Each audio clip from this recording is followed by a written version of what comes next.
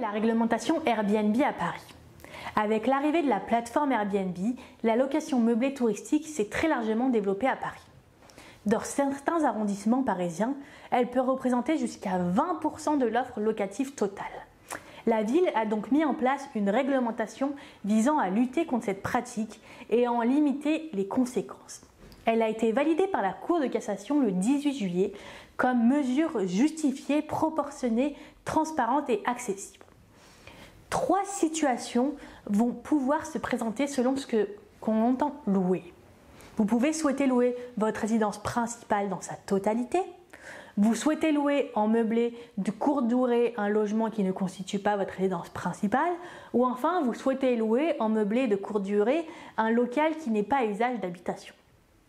Concernant la location de la résidence principale. Dans le premier cas, la seule obligation est de déposer une déclaration de meublé de tourisme. Une fois cet enregistrement effectué, il conviendra seulement de respecter 2 conditions. Il faudra s'acquitter de la taxe de séjour et dans un deuxième temps respecter une limite de 120 jours loués par an. S'il s'agit d'une sous-location, le locataire devra obligatoirement, avant toute chose, obtenir l'accord écrit de son propriétaire. S'il s'agit par ailleurs d'un logement social, la location meublée touristique est strictement interdite. Elle expose le locataire à la résiliation du bail et à des sanctions pécuniaires. Si vous comptez mettre en location seulement une partie de votre habitation, une chambre privée n'est pas considérée comme un meublé de tourisme. En effet, vous pouvez ainsi louer une chambre dans votre résidence principale sans limite de durée. Concernant la location meublée saisonnière d'une résidence secondaire, dans ce cas, il faudra procéder à un changement d'usage avec compensation du logement que vous souhaitez louer.